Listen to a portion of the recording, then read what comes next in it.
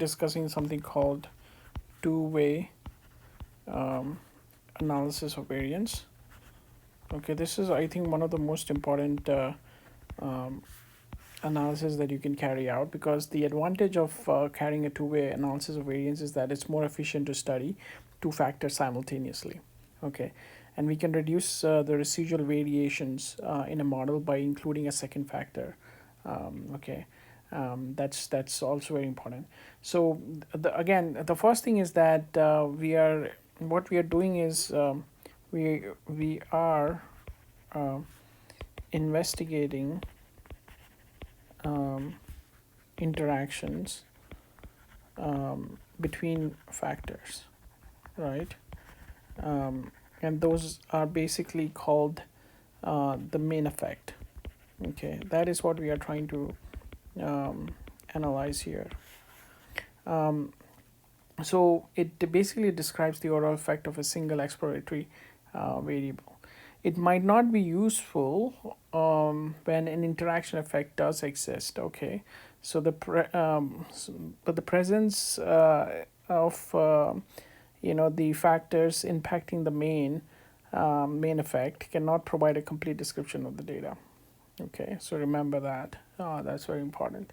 So if you look at it, if you have a data which is nothing but fit plus the residual. Okay, so what happens is that when you're using a two-way analysis of variance, you are taking care of this residual, which could again lead to a lot of misleading results later on if a lot of the stuff is being included in the residual. We don't want to have that. Okay, we want to have that in the factors. So ijk equal to, let's say, mu I j plus epsilon ijk. Okay, where I varies from 1 to I, j from 1 to j, and k is from 1 to nij. Okay, so if you look at the mean xij, it's 1 by n ij summation of k is equal to 1 nij xijk. Okay, and the standard deviation on this case is sp2 summation of nij minus 1 sij square divided by summation of nij minus 1, and sp is equal to square root of sp square. Okay, so that's the formula that we use again, and sp square is nothing but the square mean square error, which can also be calculated by using SSE divided by DFE. Okay, and there are a lot of formulas that are associated with it. So one thing I'm gonna just quickly go through here, like there are a lot of formulas, but there's something called two-way ANOVA table. Okay, there's something called two-way ANOVA table. So let's say if you have a source, okay, and I'm looking at degree of freedom, I'm looking at sum of squares, okay, and I'm looking at the mean square, okay, and I'm looking at the f. So I can create a table which provides me, let's say a source is a, that means is one factor. Okay, so the degree of freedom will be I minus 1, and the sum of squared would be SSA. Square mean can be calculated as SSA divided by TFA, and F is calculated SMA divided by MSE.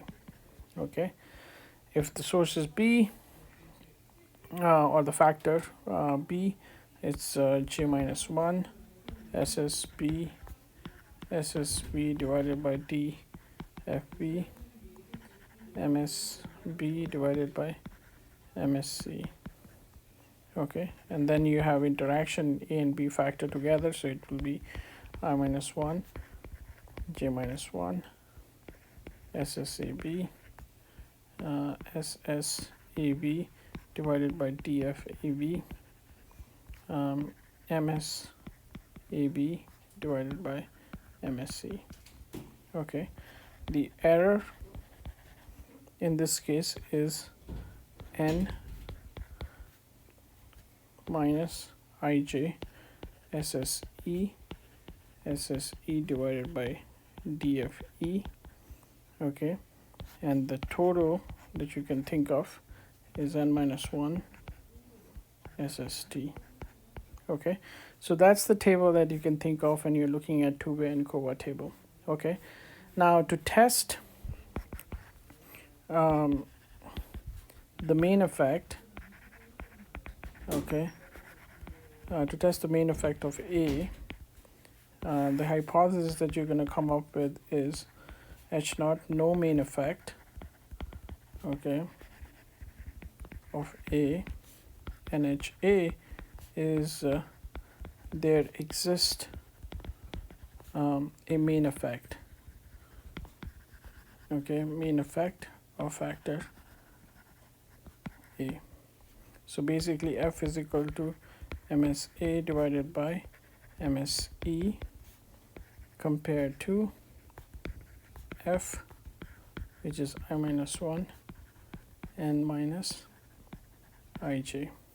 Okay, now to test the main effect of B, okay, so the hypothesis is going to be no main effect of B. HA alternative hypothesis is there exists a main effect of factor B, and then F is nothing but MSB divided by MSE. Okay,